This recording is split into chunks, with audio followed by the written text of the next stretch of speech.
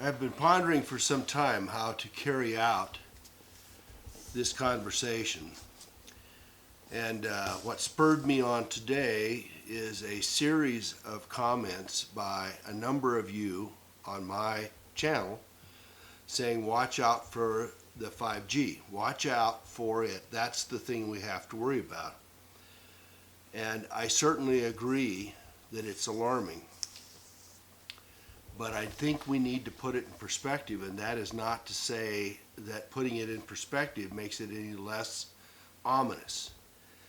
What I have been doing for the last several months, looking at Saul Alinsky and Weishaupt and the folks from Zion and others, and in addition to that, reading the 1,600 pages of Solzhenitsyn's Gulag Archipelago, and then coupling that with George Orwell in 1984, and looking at how all of these pieces fit together and how they have been fitting together, not just since 1913, not since Weishaupt wrote his stuff in the 1700s, but back forever. The Romans, the Greeks, the Egyptians, the Sumerians talk about enslavement and how you carry it out. And when one puts the pieces together and you look at what most of us thought was impossible, nobody would consider this. First of all, nobody would consider it possible. And secondly, no one would want to do what is being contemplated, what is being proposed to be done. Excuse me for a second. And that is this, that if there's a total takedown of this country and the world as a consequence, then what will happen is that the people, like the Georgia Guidestones, people will be basically numbers. People will be digitized. People will be brought into a digital world. The removal of our paper money, the separation of even this Babylonian fiat money into a digitized currency is just a way of digitizing the currency, your home, your vehicles, even your artwork, your underwear, if you like, and digitizing you so that you can be taken down just as people were taken down in the Soviet Union. What people don't understand, and I've heard many Americans treat this way, the Soviet process, the Gulag Archipelago, was just an aberration, right? It was an aberration which was endemic to and part of the communist state and the craziness of Stalin. Well, I'm going to tell you that that's not the case. Yes, it was all of that. And yes, there were the Bolsheviks who took everything down, who took down the Tsar. But if you look at the motivation behind taking down the Tsar, it wasn't because the Tsar was an awful ruler.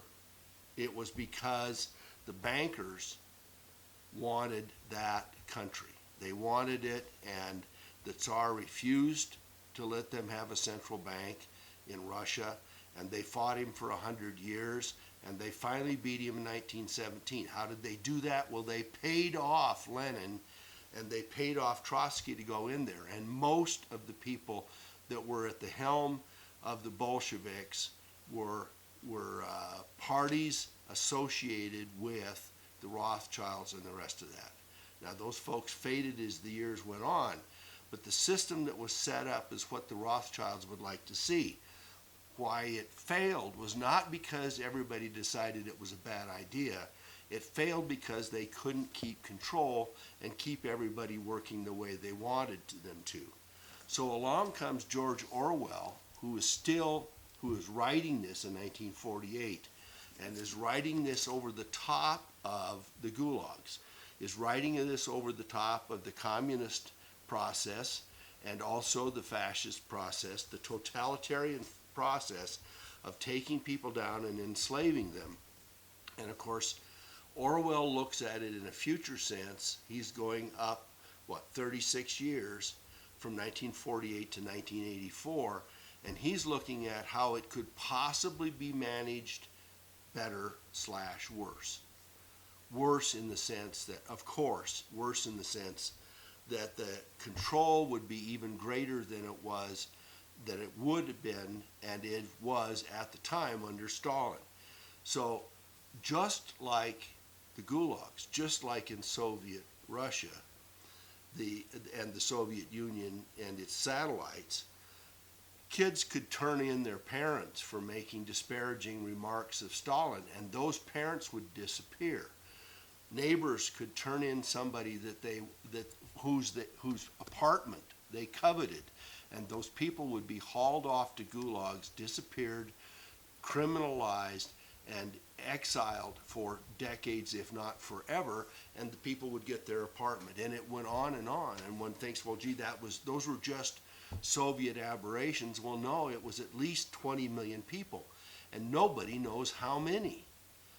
There were millions and millions of people taken out. In Estonia, for instance, I think it was in 47 or 48 or 49, there were tens of thousands of people taken out of a little country of 1 million people, and they were taken out in the dark of night at 11 o'clock at night and given a half hour to remove all of their belongings, to be placed on a wagon that was take them down to the train and off to the gulags. And most of them didn't see their families again, ever. They were given horrible food, they were put in horrible conditions, and there were many of those gulags where everybody died every year. So 5 or 8 or 10,000 people would be sent out to a gulag and worked and starved to death, to the point where they all died within a year and were replaced with 8 or 10,000 more people. People were sent to places where they didn't even have a place to live. And some of those cases, it was minus 10, 20, 40 degrees below zero, and they had nothing extra by way of clothing. It went on and on. There were 50 odd ways that they had to torture you when they arrested you to get you to confess to something in the gulags. So they would put you in a jail. They would interrogate you in and out. You'd be in a room with 20 or 30 or 40 people. You'd be lying, if you were lucky, on a flat plank with nothing, no extra clothing, no blankets, no pillows, no nothing. And they would drag you out in the middle of the night. They would torture you in all kinds of ways. They would isolate you, deprive you of food, and all the rest of that. This is a very dark thing. And so why am I talking about it now? Well, because that's what's contemplated. What is contemplated, and it's hard, it's impossible almost to wrap your head around, is that if you take the gulags, that because the system failed and they couldn't keep control of everything, they finally gave up on it, at least in that sense. And then you overlay that with Orwell's 1984, and you put the televisions that, guess what? The televisions were two-way televisions, right? The televisions were set up so they could watch you while you watched them. And the propaganda went on forever, and they watched you everywhere, and they turned you in. And if there was a child across the hall in Orwell's story that thought you were a bad guy, that kid, that 7-year-old or 9-year-old could turn you in and get some kind of badge, probably in school, or turning you in because you made some disparaging remark of Big Brother. And so the process matches up. Well, what's new? Okay, what's new is that what's old is that the parties that wanted to do what Orwell saw and that did what Stalin did are the same parties that are with us now. They're the same parties that are running our banking systems worldwide. They are overseeing our corporations. They have largely monetized everything, and upwards of 80% of the profits in the United States are going through Wall Street, and much of it is going through their pockets. So what is new? And this goes back to the 5G part of it, right? Well, I made up this book, okay? This is my made-up book. I probably ought to put myself down as the author of this. Robots, wetware, 5G, AI, and the takedown of humankind, of humanity. So how does that fit into the process? Well, look, as I said at the outset, I am as concerned as anybody else about 5G. I'm concerned about AI. I'm concerned about chemtrails. I'm concerned about vaccinations and medications that are intended to make us weaker. I'm concerned about fast food and the rest of that, and a whole range of things that are going on in school, about the school curriculums, the school plans, the breakdown of families, the tearing apart of males and females, the sexualizing of identities of people, the exclusion of them as two parties, even the things like the Boy Scouts. When you look at all of these pieces, there are hundreds and hundreds of pieces that are all saying the same thing. And I defy you, in terms of corruption and collusion and blackmail and the way that we are being represented and identified, I defy you to show me a trend that is in the opposite direction anywhere. And so when we take these things, the 5G is just one of them. I'm not saying that it isn't bad, and I'm not saying that Trump should have approved it by any sense of the word. We need to reverse that out. But artificial intelligence, as Stephen Hawking said, may be our biggest danger. And in addition to that, there is wetware, okay? There's wetware. And that wetware is stuff that we're not even really fully contemplating right now. And that is that we can be injected with an artificial intelligence that is biological and that either works to engage an automatic messaging system, or in fact even wraps around the synaptic part of your brain and basically hardwires it the way that someone else wants it hardwired, so that it is perfectly masterable. So when you take Solzhenitsyn and the Gulag and you say, well, what could you possibly do that would be better?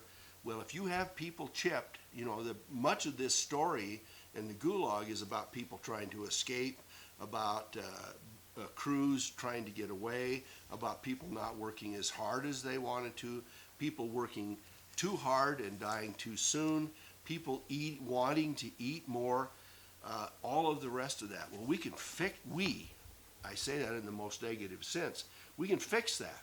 We can make it so that people smile and are happy to spend 16 hours a day with a hoe or a shovel. In the Gulag, they built canals with bare hands. They built them with hand tools. And at the end of the day, when people had frozen in place, they went around with sleds and picked up the frozen corpses and tossed them in a pile somewhere. In Orwell's sense, they got control, and and watched everybody and did it electronically. And if I had one afternoon with Orwell as he was writing this book, if we could sit down, if he and I could sit down in a tea room somewhere and spend an afternoon, I'll guarantee you, as brilliant as he was, he would have been writing full time, because he would have been amazed at what is available 50, 60 years later, 60, almost 70 years later, that would make him capable of writing the story in a way that the control could be vastly more complete. What Winston Smith, the main character in Orwell's 1984, was one of the 15% of the operatives for Big Brother. And he could sneak away, and he could go to the secondhand store, and he could talk at a bar, and he could have gin and the rest of that. And so if you put the kind of control that this would put on, he would not care to do any of this. There would be no mental problems. There would be no discouragement. There would be no second thinking. There would be no minor rebellion. There would just be compliance. Now, the other part of 1984 and the other part of Solzhenitsyn's story takes down 20 million people out of, let's say, 120 or 150 million people. We're talking about 15, 10, 15, 20% of the population.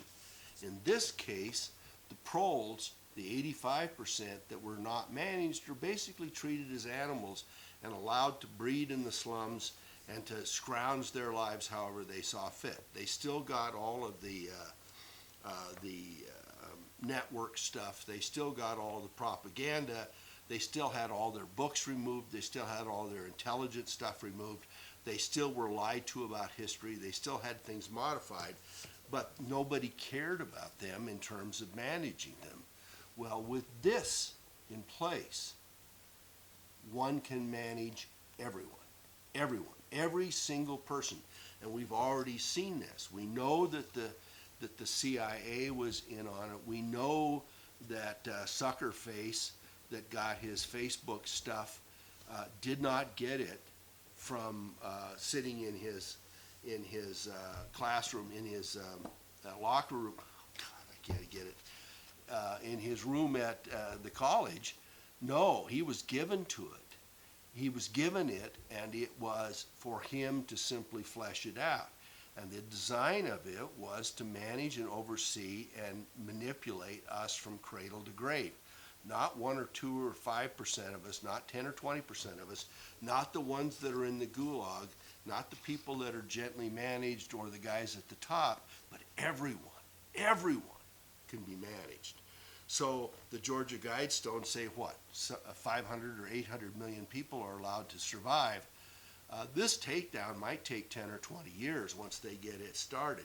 But once they get it started, once they get us disarmed, there's no stopping. The shots, the implants, the AI, the wetware, the 5G, the watching over can be out in the most remote part of the country. Satellites and the rest of it can basically keep track of anything that's warm. And so the takedown of this thing is planned to be, and there's no way around it. I mean, there are thousands of arrows pointing in this one direction. The arrows are all in one direction. 300 families or some odd thing are going to run everything, and they're going to allow, as they did in these other places, they're going to allow a certain number of few million or a few 100,000 people to run the rest of us, and all of it's going to be managed on the computer, and a lot of it with artificial intelligence. So it may not only be that a person can be artificially intelligently managed, but the managers may be artificial intelligence. And so a person not only does not have access to his own humanity, the people, the entities that are managing him are also artificial intelligence. And so with that, you could basically load up 10 or 20,000 people, put them out in remote Montana, for instance, and have them just tear down buildings and take it back to the way it was when the buffalo roamed and the elk were there, so that those 300 families or 10,000 families could go vacation there for a few weeks in the summer and see it as it was in the 1800s. And that's all it would take. And if those people all died in the winter, oh well. Oh well. You know, we got a few extra 100,000 people, oh well. So when one thinks about this and puts the pieces together, you can squawk about 5G, you can squawk about the chemtrails and the vaccinations and the lying. You know, this whole lying on the networks with our history. I have pointed out some things about our presidents going clear back. We've got Roosevelt, who was there in what, 33? He's the great white father, and he was an operative of these folks. That's all he was. Yes, he got to be revered and he got to have his picture everywhere, but he was just an operative for the deep state folks, for the shadow government, for those dragons that are sitting behind the snakes.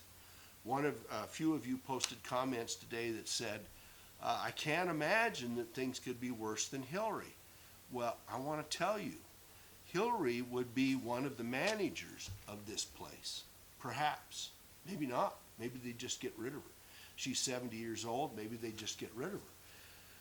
But But the people that manage her, you know, where did she go the night she lost her election? She went to see Lindy Rothschild. Why did she do that? Well, because of this. That's why. And so these managers, these ultimate owners, would own everybody. That's the idea. You know, some people can't understand how it is that the bankers would take down a whole country or a whole world and lose tens of trillions of dollars. How can you rationalize a system that takes down its own value? If they own half or 2/3 of everything that's out there, how is it that they would how can you conceive that they would voluntarily and intentionally take down the economic system that would cause them to lose 2/3 of the value of their property or half the value of their property? Well, what you have to recognize is that it has nothing to do with that. Taking down the value of the property is just a way of us little people losing value, and then as it comes back up, these folks own more.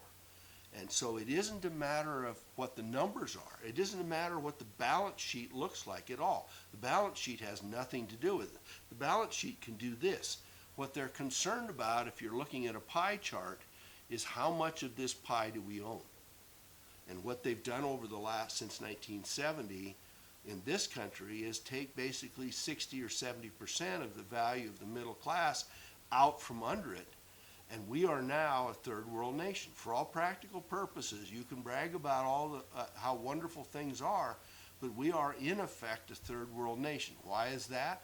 Because the richest tenth of a percent and the top couple percent own as much as the rest of the population put together. I think it's 10% own the rest as much as the rest. And worldwide, there are something like 8 families that own as much as 3 billion of the people on this planet. So they own half the property, but that's not the worst of it. The worst of it is, at least in terms of ownership, is they control everything that matters. Your homes, the rest of these things that count toward equity, that provide a slice of the pie, if you will, for the middle class, those properties, that ownership is inconsequential to the running of this world. The things that matter, those multinational corporations that control over the governments, that control over the military, that control over the AI, and the control of the rest of that is what matters. And that system is closing in and is almost gone. So, in closing, do we benefit? Can we benefit with Trump in office? I don't know. I mean, I think the jury is still out, and I have commenters and people that email me that say he's clearly deep state. He's clearly on the dark side. It was just another bad choice between the two, and he was made to appear to be an outsider so that it looked better to the alt-right folks, to the people out on the edge, to the gun owners and the rest of that they had somebody in their camp, and that this is all just a big charade. Well, that's possible. And the flip side of it is, if we follow Q and we listen to Q today, the flip side of it is that there's an awful lot that is happening. And the question then is there enough going to happen to make it flip? And I'm going to say to you, without our participation, it won't flip. I don't even care if Trump and Q are dancing every night and planning how they're going to do this. It won't flip with a couple thousand military people and a few insiders. It just won't. And why is that? Because 80 or 90% of the assets, with hopefully not the nuclear stuff and in the inside of the military, but 80 or 90% of the assets worldwide that matter to anybody are in the wrong hands. And they have to be taken out. And those executive orders have to be applied. And if there's going to be a jubilee, it better be a jubilee for the rest of us. Because last time in 2008, the jubilee was for the wealthiest. In 1929, the jubilee was for the wealthiest. In World War II, the jubilee, if you can count killing tens of millions of people as a jubilee. The jubilee was for the wealthiest, and they got one.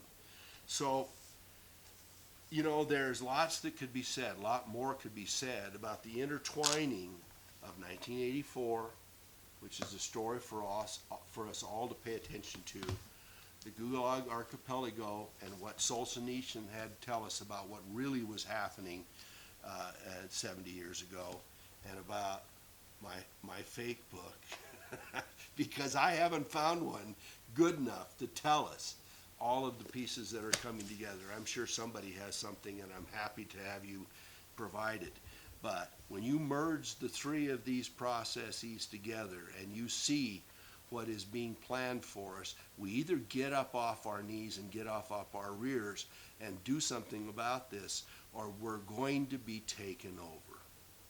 And I know that's the darkest thing I could possibly say, but I'm afraid it's real. And if somebody doesn't say it, and somebody doesn't respond to it, and somebody doesn't act on it, and a lot of us don't, in a very short time, things are going to get a great deal worse.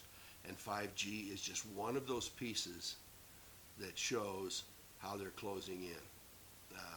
Don't forget the chemtrails and the medicine and the pharmaceuticals and the food and the modified, hybridized vegetables and fruits. Don't forget about the additives and the rest of that that are being put into animals. It's just going on everywhere. So, thank you for watching. This is not fun. It's not an easy place.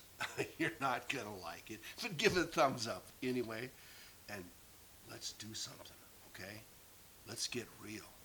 Let's do something, because there are people working very hard in the shadows that don't want us to succeed. Thanks so much for